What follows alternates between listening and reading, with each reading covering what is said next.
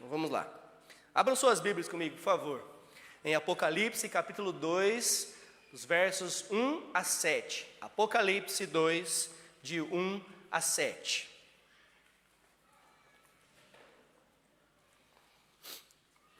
Apocalipse 2, de 1 a 7. Amém?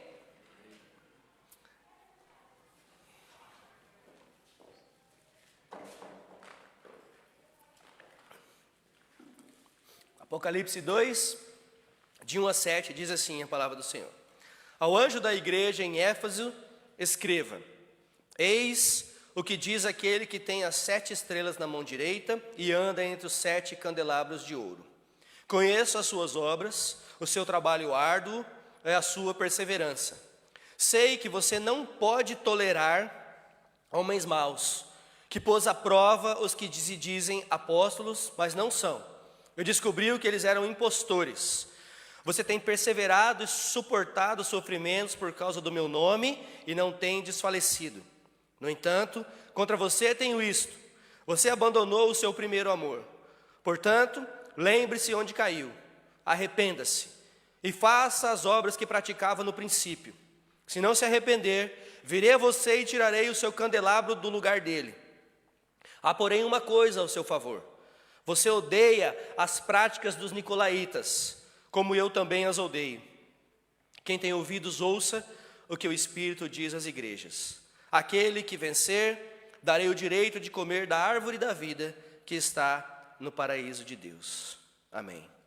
Senhor Deus, mais uma vez nós queremos nos colocar diante de Ti, Senhor Deus, para ouvir e aprender diretamente da Tua palavra. Que o Senhor nos abençoe mais uma vez essa noite, Senhor, dando-nos o entendimento, abrindo os nossos ouvidos para que possamos ouvir, como diz a mesma Tua palavra, quem tem ouvidos, ouça o que o Senhor diz às igrejas. Senhor, que em nome de Jesus os ensinamentos dessa noite possam realmente fazer diferença nas nossas vidas. Em nome de Jesus, amém. Nossa, minha refrigerador está atacado. Quero espirrar, mas não sai. Já vai. Então vamos lá. Semana passada, nós vimos o capítulo 1 de Apocalipse, né? E nós começamos então a contemplar, falar sobre o Senhor Jesus Cristo, antes de entender ou de ver o que ele tem escrito as cartas, ou o que ele tem dito as cartas que ele envia para as igrejas. Então, antes de ouvirmos o que Cristo diz às igrejas, nós precisamos ver quem é que fala às igrejas. O Cristo ressurreto, glorificado, né? O capítulo 1 diz que os seus olhos são como chama de fogo, a sua voz é como o som de muitas águas, aquele que esteve morto, mas agora vive para todo sempre. Em Cristo, então, caminha no meio da igreja, segundo o texto diz. Ele conhece, ele elogia, ele confronta, ele chama ao arrependimento e ele promete vida àquele que perseverar até o final. Hoje, então, nós chegamos à primeira carta, a carta aos Efésios. Éfeso era uma cidade importante da província romana, né, do domínio romano, vamos dizer assim. Era rica, era influente, era religiosa e era, inclusive, estratégica. Ali estava também o famoso templo da deusa Ártemis. Ali, o evangelho havia chegado com poder através de Paulo, que ficou ali por um longo tempo, e depois Paulo sai dali e envia. Quem foi que foi o pastor de Éfeso, depois de Paulo? Não foi o pastor Leandro. Eu ouvi. Timóteo, muito bem, está fazendo seminário, tem que saber. Você que não fala não, para você ver uma coisa. Timóteo foi o pastor da igreja de Éfeso. Então a igreja de Éfeso, ela tinha história, ela tinha ensino, ela tinha doutrina e tinha também muito trabalho, segundo o texto que nós acabamos de ver. Mas Cristo, ele olha para aquela igreja e fala algo muito sério para a igreja. Que é possível ter zelo pela verdade e ainda assim perder o amor. E esse é o alerta da carta. Uma igreja, ela pode ser trabalhadora, ela pode ser perseverante, ela pode ser doutrinariamente cuidadosa, mas ainda assim está em perigo diante de Cristo. Não porque a verdade deixou de ser importante. A verdade, ela é importante dentro da igreja, amém? Ela deve ser importante. A verdade, ela é essencial. A doutrina, ela importa muito. E quando eu digo doutrina, entendo doutrina bíblica, tá? Não doutrina de homens. Discernimento importa, fidelidade importa. Mas Cristo não aceita uma ortodoxia fria. Cristo não aceita uma teologia correta, mas sem amor de verdade a Ele e à igreja dele. A igreja estava fria, sem amor, diz o texto. Então a grande verdade do texto que nós lemos é essa. Cristo, ele não se agrada apenas da fidelidade doutrinária, mas ele chama a sua igreja ao arrependimento, quando o serviço permanece e o amor esfria. E eu identifiquei bastante coisa em mim mesmo aqui, viu?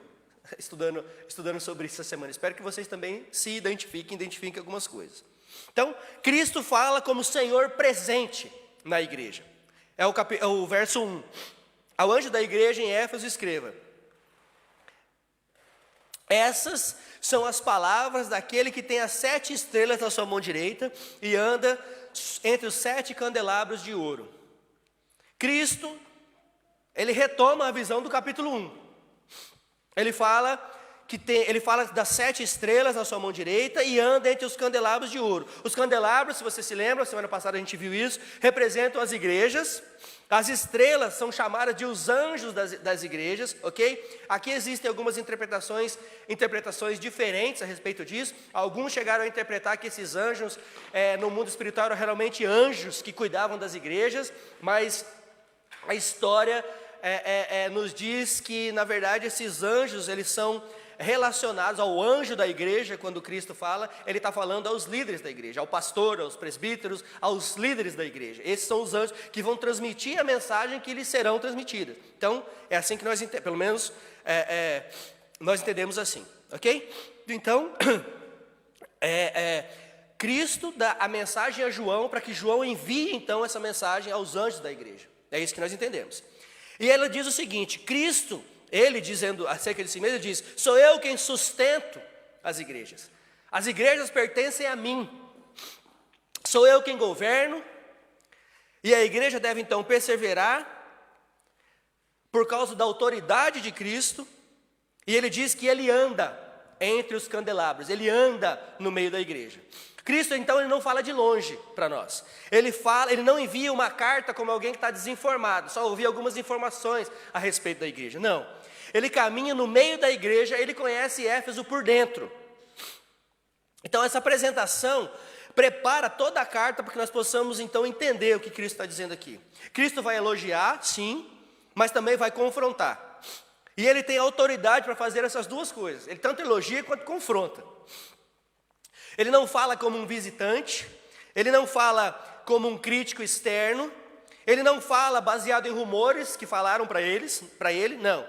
Ele fala como o Senhor da igreja. Aqui então, já existe para nós uma aplicação importante. A igreja nunca deve avaliar a sua saúde, repito, a igreja nunca deve avaliar a sua saúde pela opinião das pessoas. Nem pela reputação externa, nem pela comparação com outras igrejas. A pergunta para nós decisiva é: o que Cristo vê quando caminha no meio da igreja? Quando caminha no nosso meio. É isso que deve importar para nós. Não é o tamanho da igreja, não é o que as pessoas dizem a respeito da igreja, não é o que os outros pensam a respeito da igreja, não é comparar a nossa igreja com as outras. Na verdade, se a gente for comparar, já ouviu aquele ditado que o jardim do vizinho sempre é mais verde que o meu, a grama do vizinho sempre é mais verde que a minha, né? É sempre assim, né? Não vai adiantar. É a hay fever que está atacada. Não tá escorrendo, só está... Não sei o que acontece. Meu olho está coçando, mas vamos lá. Então, esse aqui é o ponto, né? Não é comparação, nada dessas coisas. Então, e Cristo, ele nos dá um alerta. Ele diz o seguinte: nós podemos ver atividade, mas Cristo vê a motivação do nosso coração. Nós podemos ver presença, mas Cristo vê o amor da igreja. Nós podemos ver a estrutura, mas Cristo vê o esfriamento da igreja. E a presença de Cristo deve nos consolar, porque diz aqui a palavra que Ele não abandona a sua igreja, amém? Ele não abandona a sua igreja, mas também deve confrontar, porque nada fica escondido diante dos seus olhos. Nós precisamos, ao mesmo tempo, ser consolados por essa verdade, mas também ser confrontados por essa mesma verdade. Porque é o mesmo que não abandona, o mesmo que consola, o mesmo que nos deixa fortalecidos, é aquele que também confronta os nossos erros. Então, uma igreja que vive diante dessa realidade, ela está preparada tanto para ser confrontada quanto para ser elogiada por Cristo. Porque na verdade a gente só quer receber elogio, né? Confronto a gente não quer receber, a gente gosta mesmo de receber elogio. Elogio que é gostoso, confronto nunca é gostoso, mas é o confronto que vai gerar crescimento. O elogio muitas vezes não gera não. O elogio na verdade só gera gente mimada, gente que só quer receber tapinha nas costas. Quando o confronto vem, aí nós temos um problema. Então, o verso 2, Cristo elogia uma igreja fiel, que trabalha e que é vigilante. Is it not working really? Ok.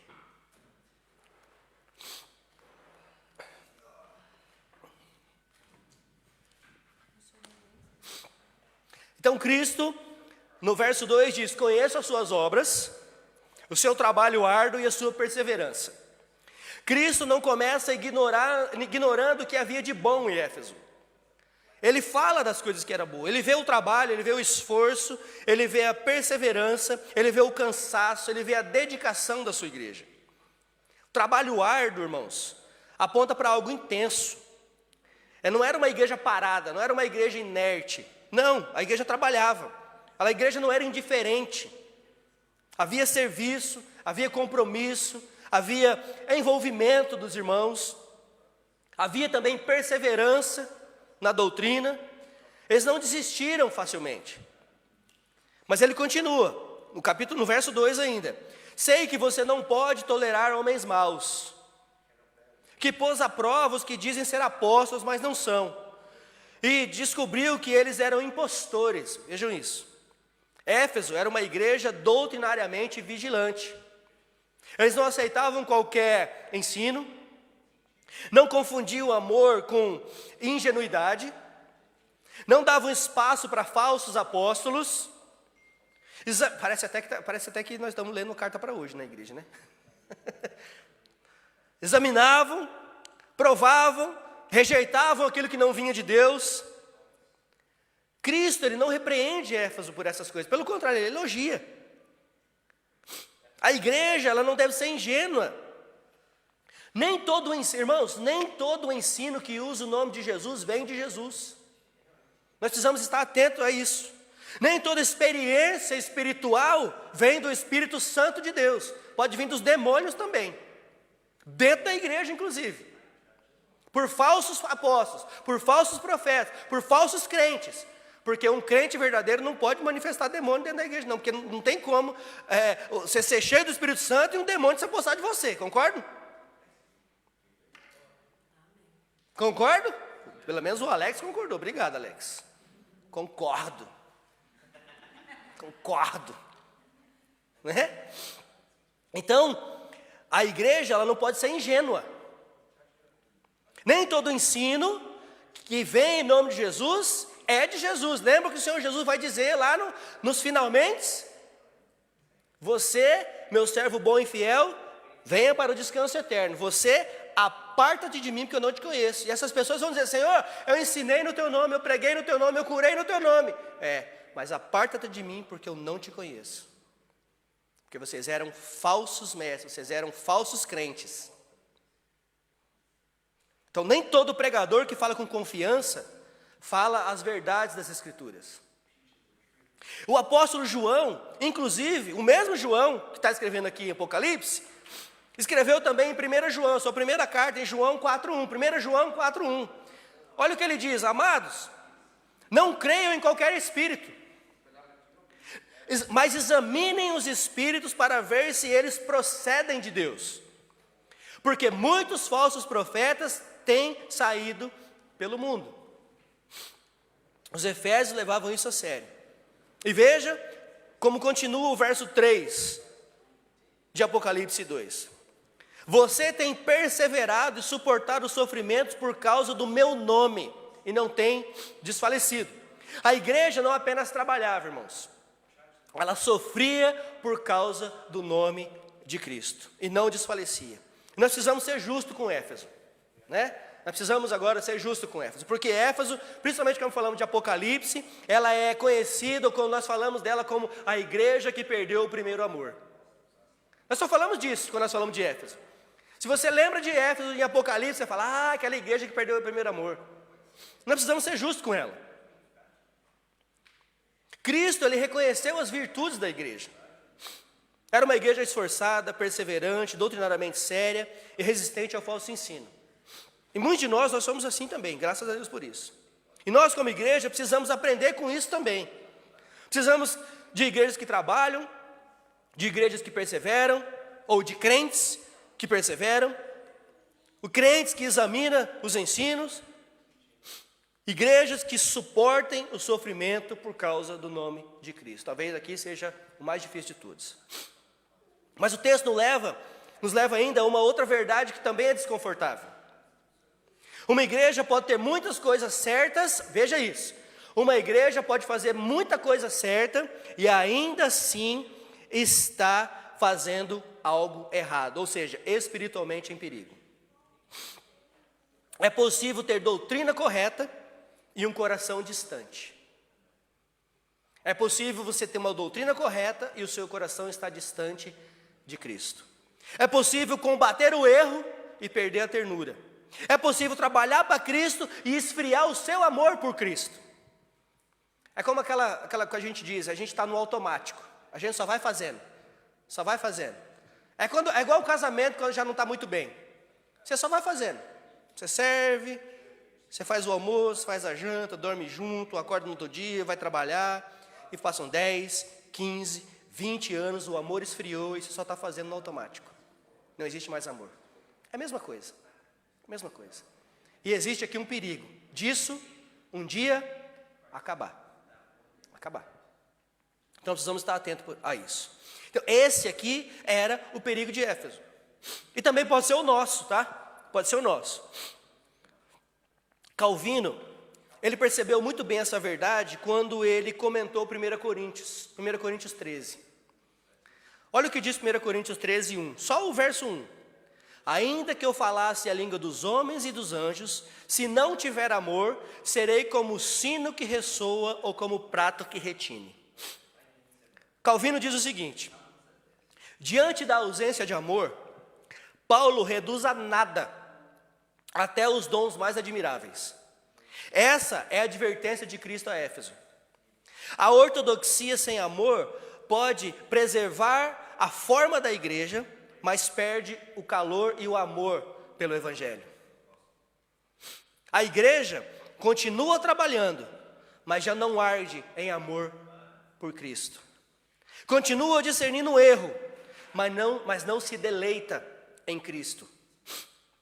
Continua defendendo a verdade, mas não repousa mais naquele que é a verdade.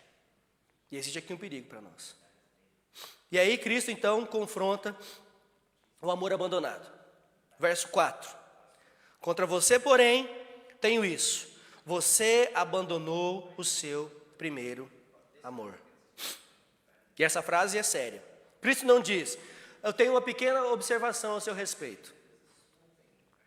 Ele diz, contra você, porém, tenho isso. O Senhor da igreja tem algo contra a igreja. O problema não era a falta de atividade, de novo eu digo, eles trabalhavam. Não era a falta de perseverança, eles perseveraram. Não era a falta de doutrina, porque eles discerniam. O problema era o amor abandonado. Cristo não disse que eles perderam o amor como se fosse algo sem perceber. Ele diz que eles abandonaram. Eles não perderam, eles abandonaram o amor. Houve afastamento. Houve esfriamento, houve queda. Mas de que amor é esse que Cristo está falando? Provavelmente, com certeza, envolve o amor por Cristo. Certo? Porque se Cristo elogiou que eles amavam a doutrina, amavam as Escrituras, amavam confrontar os falsos mestres, amavam continuar firme na fé. Então que amor é esse que Cristo está confrontando aqui? É o amor por Ele mesmo. E como consequência, o amor por sua igreja. O amor pela igreja. Irmãos, espero que alguns de vocês tenham lido. Eu mandei um artigo, um pequeno texto que eu fiz sobre essa coisa dos desigrejados. Espero que vocês tenham lido essa semana, quando eu mandei no grupo da igreja. Foi me pedido para escrever sobre o assunto.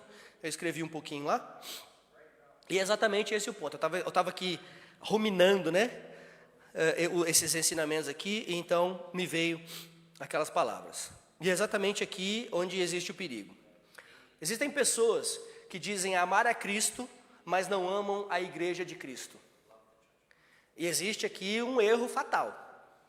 Porque como é que eu posso amar a Cristo e dizer que eu não amo a igreja de Cristo? E o contrário também é verdade. Como é que eu posso dizer que eu amo a igreja e não amo a Cristo?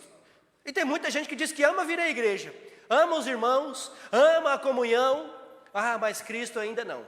E é um erro. Do mesmo jeito que do outro lado também é. Então, esse amor aqui que Cristo está falando, provavelmente assim, envolve o amor por Cristo e como consequência o amor pelos irmãos. Na Escritura, essas coisas elas não se separam nunca. Quando o amor por Cristo esfria, ouçam isso, quando o amor por Cristo esfria, o amor pelo povo de Cristo também enfraquece. Quanto mais nós amamos a Cristo, mais nós amamos o povo de Cristo, amém? Quanto mais nós amamos a Cristo, mais nós amamos a igreja de Cristo.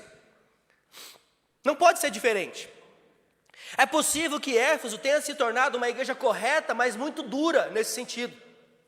Fiel na doutrina, mas fria no coração. Vigilante contra o erro, mas sem a mesma paixão por Cristo. Isso é profundamente atual. Uma igreja, ela pode continuar funcionando sem amor espiritual, sem o fervor espiritual. Ela pode cantar, mas sem uma adoração ativa, uma adoração viva, nós só mexemos a boca. Ela pode servir, mas de novo, só no automático, sem alegria nenhuma. Eu faço, porque senão a Adriana vai me ligar, vai me mandar mensagem, o pastor vai me ligar, então eu vou fazer, vai. É melhor fazer do que ouvir esse povo me enchendo minha cabeça. E muitas vezes nós somos assim, nós pensamos assim. Nós pensamos assim. A igreja pode até defender a verdade, mas sem lágrimas nos olhos, por causa da verdade. Pode perseverar na doutrina e ainda assim perder a doçura do evangelho.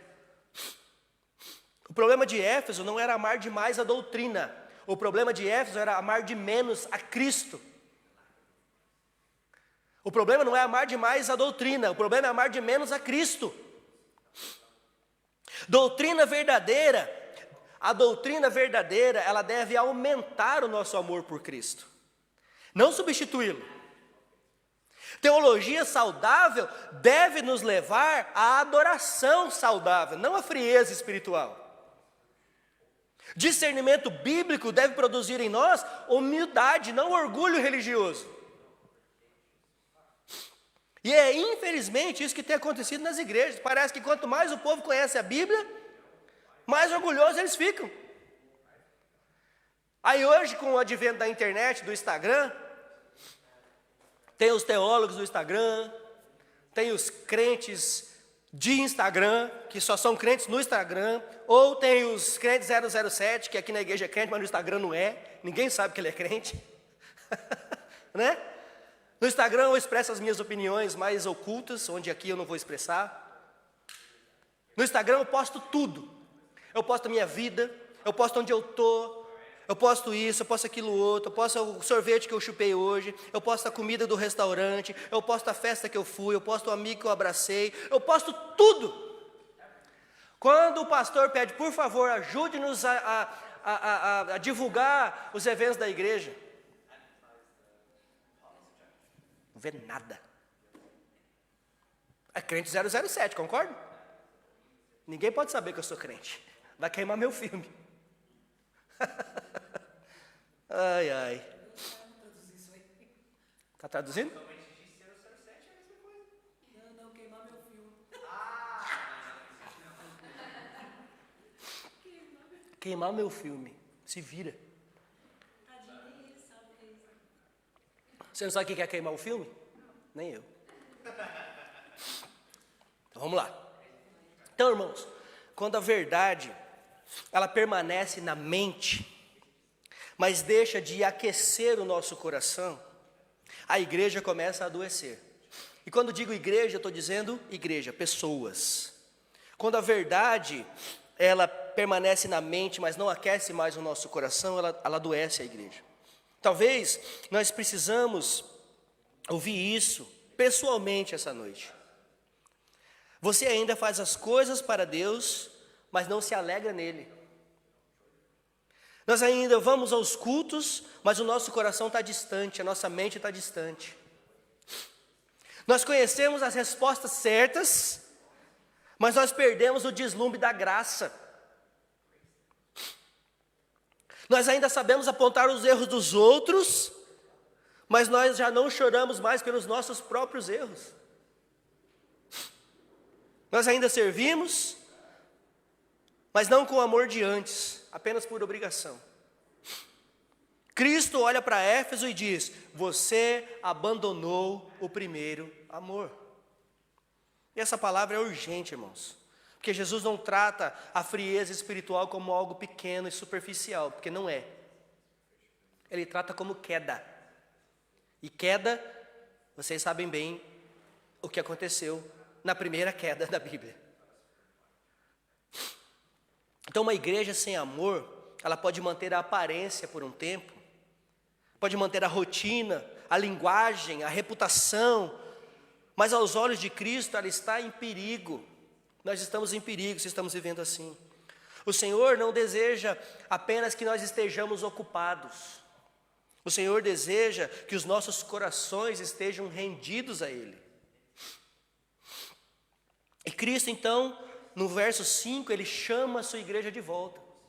Ele diz: você abandonou o primeiro amor. Mas agora Ele diz: lembre-se de onde você caiu. Onde foi que você caiu? Lembre-se disso. Arrependa-se. E pratique as obras que praticava no princípio. 3 chamados aqui. Lembre-se, arrependa-se, pratique.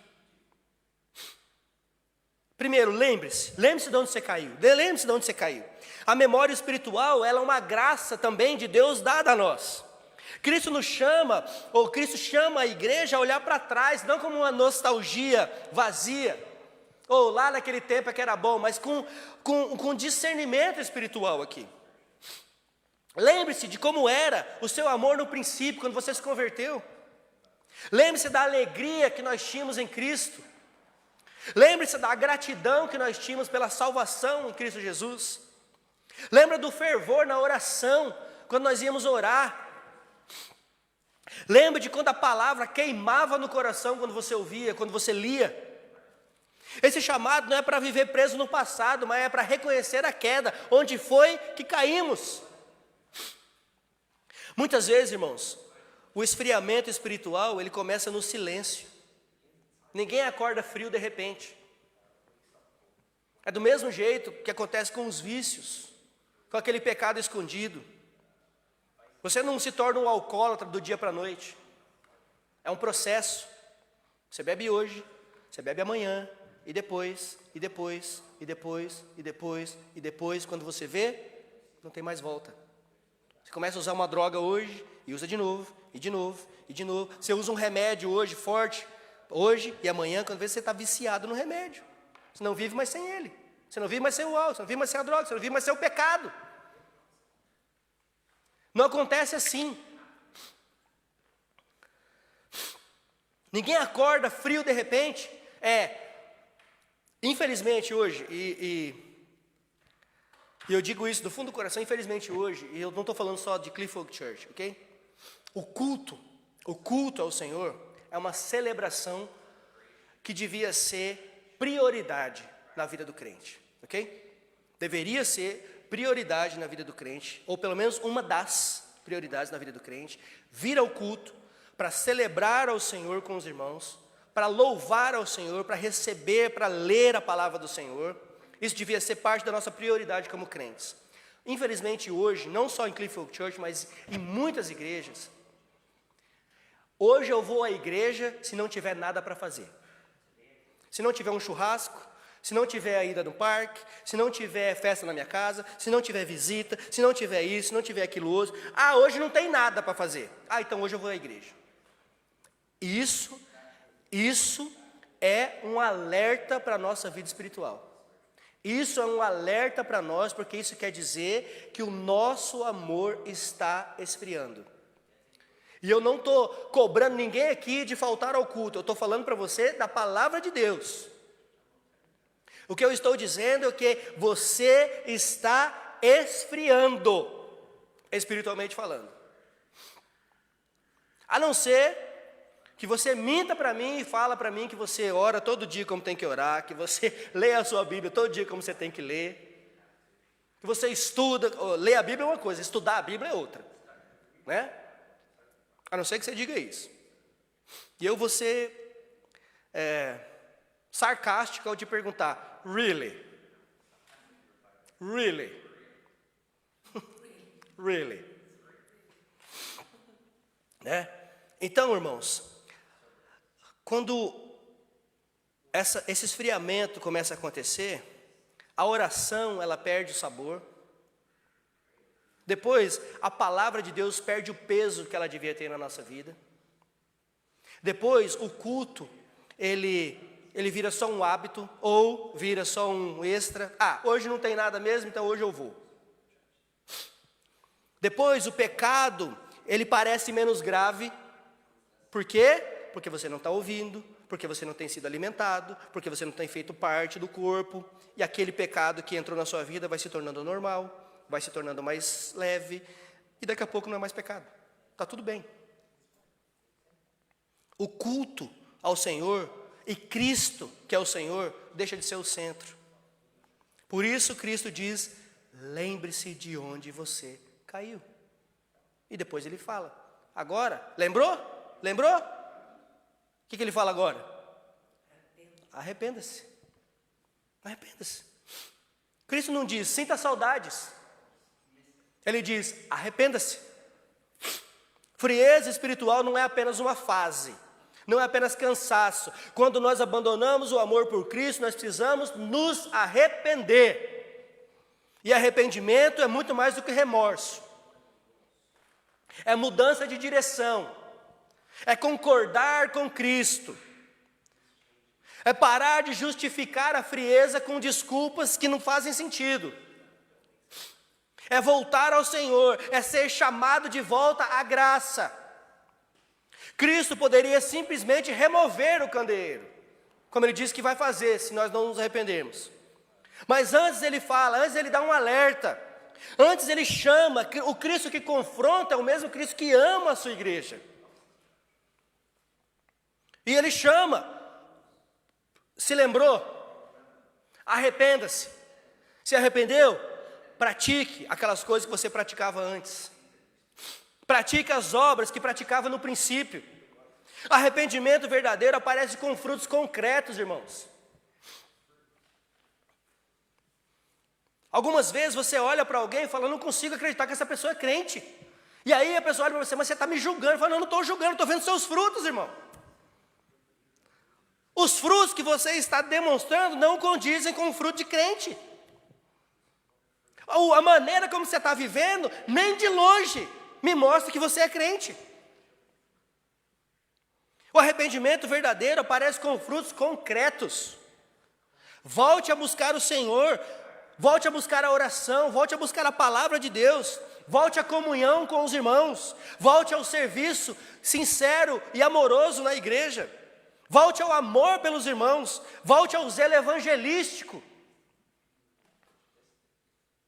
Não se trata de fabricar emoção, não. Trata-se de voltar aos caminhos da devoção ao Senhor. Muitas vezes nós queremos sentir primeiro para obedecer depois, né? Ah, eu quero sentir. Ah, eu quero sentir, é um tal de sentir. Devia dar uma paulada no meio das costas, pelo menos você sente. Quer sentir? Tome. Ah, eu quero sentir primeiro, pastor. Fecha os olhos aí que você vai ver, você vai sentir. Né? Não, gente, é um tal de sentir, tudo é sentir. Quer sentir o quê? O que você quer sentir? O que nós queremos sentir? A Bíblia diz que nós devemos prestar ao Senhor um culto racional. Nós devemos saber exatamente o que nós estamos fazendo. Aqui ninguém está falando de emoção, nós estamos falando aqui de abrir o coração, de pedir para que o Senhor enxergue, mostre a nós o que está errado, o que está de errado aqui dentro.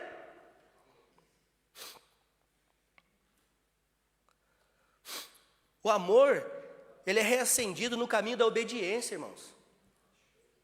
Lembre-se, arrependa-se, pratique. Esse é o caminho da volta. Mas há também aqui uma advertência, ainda no verso 5. Se não se arrepender, virei a você e tirarei o seu candelabro do lugar dele. E existe aqui um erro teológico que muitos cometem. Jesus não está falando que vai tirar a sua salvação, ele está falando que vai tirar a igreja. Ele não está falando que vai tirar a sua salvação, ele está falando que vai tirar a igreja de você. E essa é uma das palavras mais sérias da carta. Cristo ameaça remover o candelabro. Ele diz, eu vou sair daí. Isso não significa que crentes verdadeiros perderão a salvação. Não. Cristo está falando a igreja como igreja. Uma comunidade local pode perder a sua utilidade como testemunho de Cristo às nações. Pode continuar tendo nome, prédio, história, atividade, mas deixar de brilhar como igreja fiel. Quantas igrejas você está em Londres? Se existe mais história do que nessa terra, a gente desconhece. Você tem igreja aqui de 1.500 anos, você tem igreja de 1.000 anos, de 800 anos, você tem igreja aqui de... Isso é lindo. E quantas igrejas hoje viraram clubes, restaurantes? Por quê? Porque a igreja deixou de fazer o seu papel na comunidade. Porque o amor dos crentes ali esfriou. Porque foi morrendo 1, morreu 2, morreu 4, morreu 5, morreu 10. E quem ficou não foi perseverante. O amor havia esfriado. E a igreja fechou. É isso que o Senhor está falando. Um candeeiro sem luz não cumpre o seu propósito.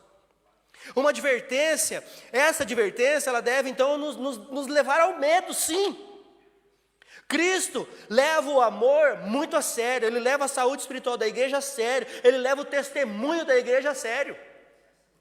Uma igreja pode perder sua luz não apenas por abandonar a doutrina, mas também por abandonar o amor ao Cristo que nos dá a doutrina.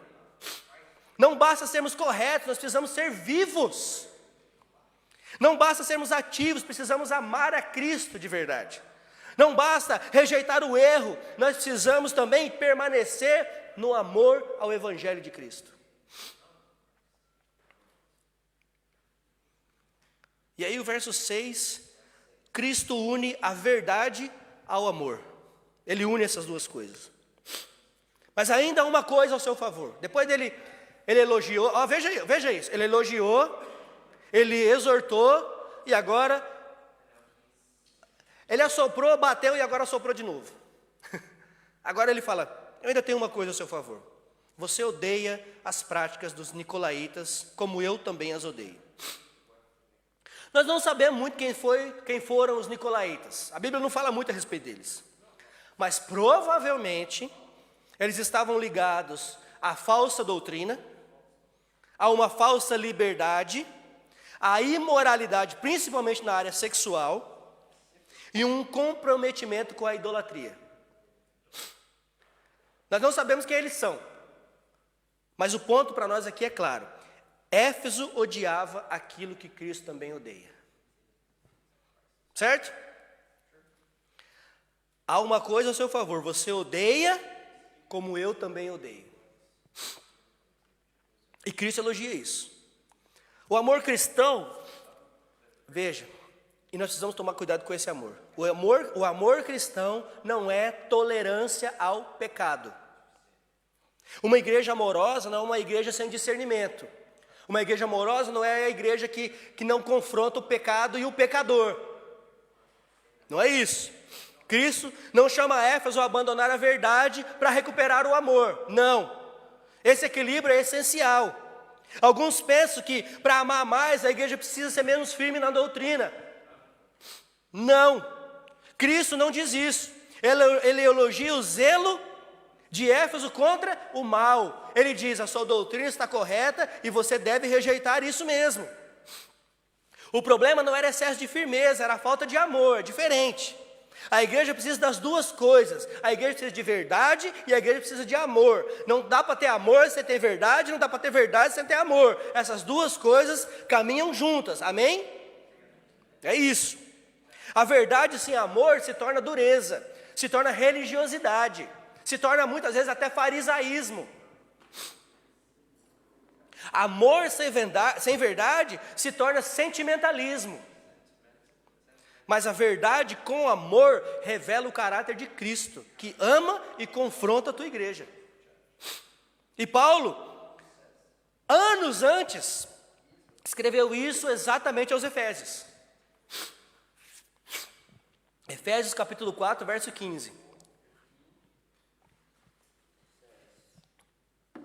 Antes, seguindo a verdade em amor, cresçamos em tudo naquele que é a cabeça, Cristo.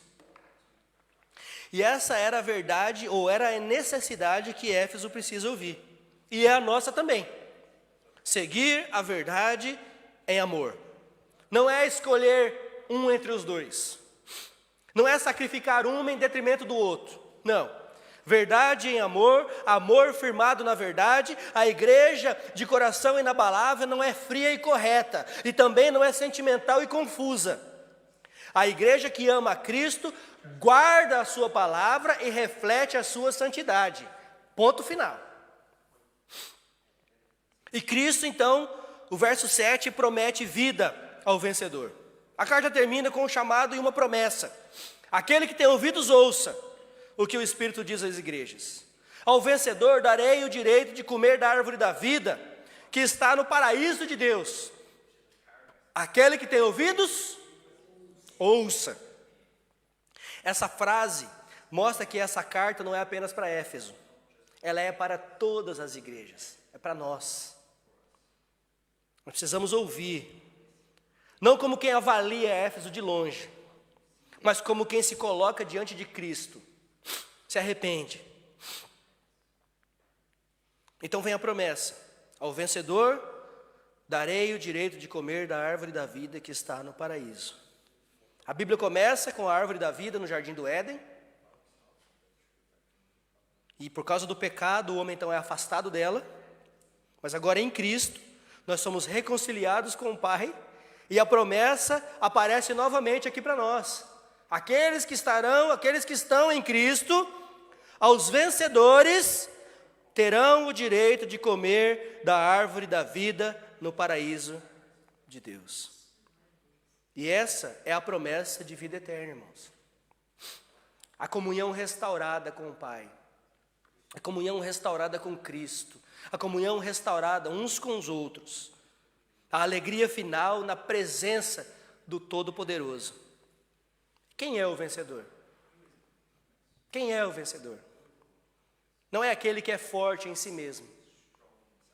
Não é o religioso autoconfiante. Não é aquele que nunca caiu. O vencedor é aquele que ouve a Cristo, é aquele que se arrepende, é aquele que volta ao primeiro amor, persevera na fé. Esse é o vencedor. Não é aquele que nunca caiu. Né? Não é aquele que nunca caiu, que nunca dormiu. E essa promessa, irmãos, ela deve nos apontar para o Evangelho. Nós estamos gravando, viu? Isso aí tudo na gravação. Essa promessa, irmãos, ela deve nos apontar para o Evangelho. Nós abandonamos o amor muitas vezes. Muitas vezes nós deixamos de fazer o que nós devemos fazer. Mas Cristo, Ele nunca abandonou a sua igreja. E a própria palavra de Deus diz que as portas do inferno não prevalecerão sobre a igreja de Cristo. Eu já disse isso para vocês um dia, ou vários dias, ou várias vezes, e repito. O Senhor não quer uma igreja cheia de gente. O Senhor quer uma igreja cheia de crente. O Senhor não quer uma igreja cheia de gente hipócrita que canta sem amor, que vive sem amor e que prega sem verdade. O Senhor quer uma igreja de pessoas que vivem o evangelho que eles professam. Ele amou a igreja até o fim, ele foi à cruz pela sua igreja. Um dia eu perguntei, né? Por que em Cristo morreu? Tem um livro que fala sobre isso, o John Owen. Por que em Cristo morreu? Alguns falaram, pelo mundo, por mim, por todo mundo, pela humanidade. Cristo morreu pela sua igreja. Quem é que ele vai vir buscar? Quem é que ele vai vir buscar? A igreja. Quem é que vai estar com ele para todo sempre? A igreja. Então por quem Cristo morreu? Pela igreja. Ele morreu pela igreja. Então ame a igreja de Cristo. Não ame somente a Cristo. Ame a Cristo, mas ame a igreja de Cristo. João mesmo escreveu também, em 1 João 4,19. Nós o amamos porque ele nos amou primeiro. Esse é o caminho de volta para o primeiro amor. Não voltamos olhando primeiro para a intensidade do nosso amor por Cristo. Nós voltamos olhando para a grandeza do amor que Ele nos aceitou primeiro. Que Ele demonstrou primeiro por nós. Quando contemplamos a cruz, o coração que era frio, ele começa a derreter. Quando nós lembramos da graça de Deus, a gratidão começa a fazer parte de novo das nossas vidas. Quando nós vemos que Cristo, quando nós nos lembramos que Cristo morreu, mas Ele ressuscitou por nós, o nosso amor então é reacendido. Irmãos, essa carta ela nos chama para um autoexame muito sério. Primeiro, Cristo ele elogia a fidelidade da igreja, mas Ele não ignora a nossa frieza. É possível fazer as coisas certas com a motivação errada, com o coração distante. É possível servir sem alegria, defender a verdade sem ternura, manter a aparência de fidelidade enquanto o coração está longe de Cristo. Segundo, a doutrina correta ela deve nos levar a amar mais a Cristo e não nos tirar para longe dele. Quanto mais nós conhecemos a Bíblia, quanto mais nós conhecemos as Escrituras, mais o nosso amor por Cristo e pela igreja deve aumentar também. Terceiro, o caminho de volta, ele começa com o arrependimento. Lembre-se, arrependa-se, pratique. E quarto, Cristo ainda chama, Cristo ainda exorta, porque Ele ainda ama. Quando você for exortado por algum irmão, como você foi exortado pelo pastor, pela liderança da igreja, é porque essas pessoas te amam. Elas não querem que você se perca, elas não querem que você se afaste, elas não querem que você esfrie. Essas pessoas te amam. Te amam. Éfeso. Desculpe. Éfeso não foi abandonada. Éfeso foi confrontada por Cristo. Ele chama, Ele dá o caminho de volta, Ele mostra o caminho de volta e Ele promete vida àquele que perseverar. Isso é graça, irmãos. Então, a carta a Éfeso é para nós um espelho da igreja que deseja ser fiel, permanecer fiel. Ela nos ensina que Cristo se importa com a verdade, Ele elogia discernimento espiritual, Ele elogia perseverança e o trabalho árduo, mas Ele também nos ensina que Cristo se importa com o amor da igreja. Ele não aceita uma igreja correta, ativa, mas fria. O Senhor da igreja está dizendo: eu vejo o seu trabalho, eu vejo a sua perseverança, Eu vejo o seu zelo pela verdade, mas vejo também o seu coração. E hoje ele nos chama, lembre-se, arrependa-se e volte a praticar as primeiras obras. Volte ao primeiro amor. Volte à alegria que você tinha em Cristo. Volte à simplicidade da devoção. Volte para a cruz, de onde você nunca deveria ter saído. Volte à comunhão viva com a igreja e com o Salvador da igreja. Porque uma igreja saudável não é apenas uma igreja que defende a verdade, irmãos. É uma igreja que ama o Cristo da verdade. Que o Senhor nos livre de sermos crentes corretos e frios. Que o Senhor nos livre de servir sem amor. Que o Senhor nos livre de defender doutrina enquanto o coração está longe de Cristo. E que Ele reacenda em nós o amor pelo seu nome. Amém? Aquele que tem ouvidos, ouça o que o Espírito diz às igrejas. Em nome de Jesus. Vamos orar. Senhor Jesus, o Senhor é aquele que morreu pela igreja, o Senhor é aquele que anda no meio da igreja, o Senhor é o Senhor da igreja. Tu conheces a tua igreja, o Senhor conhece as nossas obras, conhece o nosso serviço, a nossa perseverança, mas acima de tudo, o Senhor conhece o nosso coração. Nós pedimos perdão, Senhor, pelas vezes em que trabalhamos sem amor, servimos sem alegria e defendemos a verdade sem ternura. Senhor, traga à nossa memória onde foi que nós caímos. Traga à nossa memória onde foi que começamos a distanciar do Senhor, da Tua palavra e da Tua igreja. Gera em nós um arrependimento genuíno e nos leva de volta àquele primeiro amor, Senhor. Reacende em nós a alegria da Tua salvação. Restaura o nosso amor pela Tua palavra, pela oração, pela comunhão, pela santidade, pelos perdidos. Faz de nós uma igreja fiel na verdade e ao mesmo tempo fervorosa no amor. Que a nossa doutrina seja bíblica, mas que o nosso coração seja cheio de Cristo Jesus. Nos sustenta, nós te pedimos. Faz brilhar a Tua luz em nós. Dá-nos ouvido para ouvir o que o Espírito diz às igrejas. No nome santo do Senhor Jesus, o Senhor da igreja, aquele que morreu pela igreja, é que nós oramos. Amém, Senhor. Amém.